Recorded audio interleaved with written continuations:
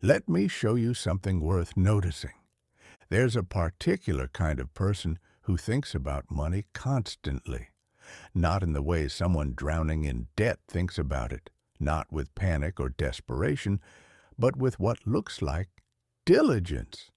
They check their portfolio multiple times a day. They read market commentary over breakfast. They calculate compound interest scenarios late at night, tweaking variables by half a percentage point. They are, by any reasonable measure, paying attention, and somehow they consistently underperform people who barely look at their accounts. This isn't a story about ignorance being bliss. It's something stranger than that. The person who checks their retirement balance 3 times a week often ends up with less than the person who checks it once a year, even when they start with the same amount, the same risk tolerance, the same timeline. The explanation usually given is that frequent monitoring leads to panic selling, and that's true, but it's not the whole picture. There's something deeper happening in the architecture of attention itself. Think about what happens when you look at your investment account on a random Tuesday afternoon. The number is either up or down from the last time you checked. If it's up, you feel a small hit of validation. Your brain registers this as evidence that you're doing something right, that your attention is paying off. If it's down, there's a flicker of unease, a microdose of threat. Neither of these sensations has anything to do with whether you're actually building wealth. They're just the psychological weather of that particular moment. But your brain doesn't experience them as weather. It experiences them as information. Now, imagine this happening 5 times a week, 20 times a month, 240 times a year. You're not learning anything new in those moments. The fundamental picture of whether you're on track hasn't changed meaningfully between Tuesday and Thursday. But you are training your nervous system to treat daily market noise as if it's a signal about your financial future. You're conditioning yourself to feel like your wealth is something that needs constant supervision, constant adjustment, constant proof that it exists, and that you're managing it correctly. The person who checks once a year isn't necessarily wiser or more disciplined. They've just never created the feedback loop. They don't know what it feels like to get that little dopamine tick when the number goes up, or that little cortisol spike when it drops. Their brain hasn't learned to associate investment accounts with emotional regulation. When they finally do look, the changes are large enough to actually mean something.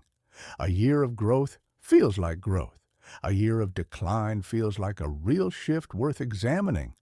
The signal isn't buried in noise because they haven't been drowning themselves in noise. Here's where it gets more interesting. The constant checkers will tell you they're being responsible, that they're staying informed, that they need to know what's happening with their money. And they genuinely believe this. But if you watch what actually happens after they check, it's almost never a rational decision. They're not recalibrating based on some careful analysis of changing conditions. They're recalibrating based on how the checking made them feel. They see a dip and think maybe they should move to something safer. They see a jump and wonder if they should have been more aggressive. These aren't insights. They're emotional reactions pretending to be strategy. There's a similar pattern with budgeting apps that ping you every time you spend money. The logic is that real-time awareness will make you more thoughtful. But what actually happens is that you start experiencing every small purchase as a moment of mild shame or mild victory. Buying coffee becomes an emotional event. Your relationship with money stops being about whether you're living within your means over time and starts being about whether you feel good or bad about yourself in the checkout line. The granularity doesn't create clarity. It creates static. You can see this in how people talk about their finances after years of hyper-monitoring. They know an enormous amount of detail. They can tell you exactly how their portfolio performed last month, last quarter, during that weird week in October. They have spreadsheets that go back years. But if you ask them whether they're actually on track to meet their goals, they often can't answer with confidence. The data hasn't made them more certain. It's made them more reactive. They've spent so much time zooming in that they've lost the ability to zoom out. The people who don't think about money as much, assuming they've set up something reasonable to begin with, often have a completely different experience. They have a general sense of whether things are working. They make adjustments when something genuinely shifts in their life. A new job, a kid going to college, a house purchase. But the adjustments are tied to actual events, not to the mood the market happens to be in that week. Their financial decisions have space around them. There's room for second thoughts, for perspective, for the emotional charge to dissipate before they do anything. What makes this hard to see clearly is that our culture treats attention as inherently virtuous. We're supposed to be engaged, informed, on top of things. Someone who never looks at their investments sounds irresponsible. Someone who checks constantly sounds like they care. But attention isn't free. It has a metabolic cost. Every time you direct your focus toward something, you're spending a resource.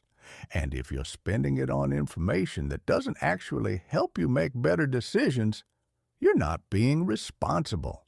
You're just burning energy and generating emotional noise. There's a kind of thinking about money that actually is useful. It's the thinking you do when you're setting up systems, when you're deciding how much risk makes sense for your situation, when you're figuring out what your goals are and whether your behavior aligns with them. That thinking has weight to it. It changes things. But most of the thinking people do about money after those systems are in place isn't that kind of thinking. It's maintenance theater. It's the mental equivalent of refreshing your email when you know nothing new has come in, just to feel like you're doing something.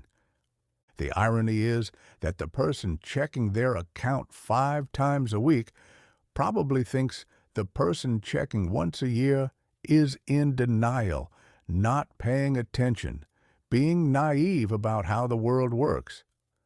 And the person checking once a year might think the frequent checker is anxious or obsessive. They're both half right. But what neither of them might notice is that the difference isn't really about discipline or knowledge. It's about whether they've accidentally trained themselves to use their investment account as an emotional management tool. And once that loop is established, more information doesn't help. It just feeds the loop. You see this pattern repeat in other areas too. People who weigh themselves every day often struggle with weight more than people who weigh themselves once a month. Not because the scale is causing weight gain, but because daily weighing turns a long-term process into a series of emotional moments that demand response. Your weight fluctuates for a dozen reasons that have nothing to do with whether your overall approach is working. Water retention, digestion, muscle gain, measurement error. But if you're stepping on the scale every morning, each fluctuation feels like it means something about you, about your discipline, about whether you're winning or losing. The data becomes noise pretended to be signal, and you end up making decisions based on noise. The hard part is that you can't tell from the inside whether you're paying useful attention or just feeding a compulsion. The person checking their portfolio 5 times a week feels like they're being responsible in the same way the person checking once a year feels like they're being responsible. The internal experience is identical. The difference is only visible in what happens over years. Do you make better decisions? Do you feel more secure? Are you actually building what you want to build? Or are you just more tired, more reactive, more trapped in a loop of checking and feeling and adjusting and checking again? There's a concept in information theory about the difference between data and meaning. You can have enormous amounts of data that add up to very little meaning. 1,000 daily stock prices don't tell you much more than 50 annual averages if what you're trying to understand is long-term trajectory. But the daily prices feel more real, more serious, more like you're actually dealing with reality. Our brains aren't wired to intuitively grasp this distinction. We experience more information as more knowledge, even when it isn't. So you end up with people who are genuinely trying to be smart with money, who are doing what looks like all the right things, paying attention, staying informed, being engaged, and they're somehow making themselves worse at the thing they're trying to get better at. And not because they're doing it wrong exactly, but because they're doing it at the wrong resolution. They're operating at a level of detail that doesn't match the actual time horizon of the decisions they need to make. And that mismatch creates friction that looks like information but functions like interference. The shift isn't about ignoring money or pretending it doesn't matter. It's about recognizing that most of the thinking you do about it after a certain point isn't actually thinking. It's just your brain looking for something to do with the anxiety, the uncertainty, the lack of control, and checking your balance, running another calculation, reading another article. All of that can feel like you're addressing the anxiety, but you're mostly just keeping it alive. You're giving it something to feed on. What changes things, when it changes, isn't usually a decision to stop thinking about money. It's the slow realization that most of that thinking wasn't helping, that the mental energy you were spending wasn't producing returns, that you were confusing motion with progress, surveillance with stewardship, and at some point you just stop feeding the loop, not because you've become enlightened, but because you've gotten tired of how it feels to live that way. The people who end up doing well with money over long periods of time often aren't the ones who thought about it most. They're the ones who thought about it at the right moments, in the right ways, and then let it do what it was going to do without needing to watch it happen. They're not less informed. They've just learned to distinguish between information that matters and information that just makes noise.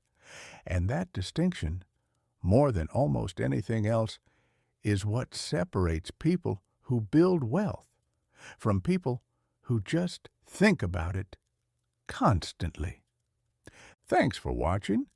Subscribe and turn on notifications so you don't miss what's next.